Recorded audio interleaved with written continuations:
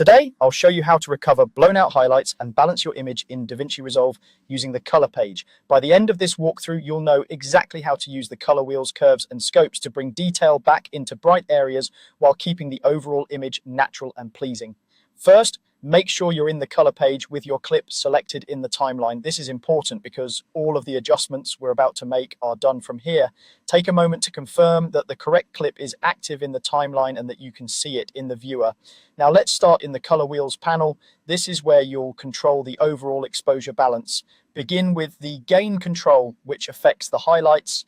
If your bright areas look harsh, washed out, or lacking detail, gently lower the gain. As you do this, keep an eye on the image and watch for detail returning in things like clouds, white clothing, or reflective surfaces. Make small, gradual adjustments rather than big jumps, so you don't make the image look too dark or muddy. Next, move to the gamma wheel, which controls the midtones. This is where most of the visible information in your image lies, including skin tones and general scene brightness. After lowering the highlights with gain, your midtones might feel a bit off, so slowly adjust gamma to restore a natural balance. If the image looks too flat, bring the gamma up slightly. If it looks too bright or washed, bring it down a touch. Think of this as fine-tuning the overall mood and brightness after you've tamed the highlights. Then, if needed, adjust the lift control, which affects the shadows. This is mainly for managing contrast. If your shadows look too crushed and you're losing detail in dark areas, raise the lift slightly to open them up. If everything feels too grey and low contrast, lower the lift a bit to deepen the blacks. Again, subtle moves are key here so you maintain a clean, realistic look. Once your basic tonal balance is in a good place, move over to the curves panel for more precise control. Start by gently pulling down the top of the curve, which targets the highlights. This gives you a more refined way to control bright areas and can help you avoid harsh transitions.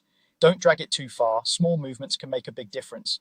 Then adjust the midsection of the curve to smooth out the tonal transitions between shadows, midtones, and highlights. A very gentle S-curve can often help add contrast and richness while keeping the highlights under control.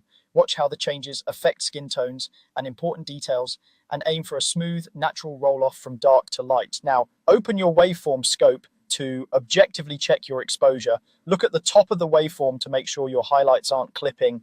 If the signal is slamming against the top line, that means you're still losing detail in those bright areas. You want the highlights to approach the top, but not flatten out against it. Also, check that there's a healthy spread of information across the shadows, midtones, and highlights, rather than everything bunched up in one area. If your highlights are still blown out after these adjustments, you have a couple more tools.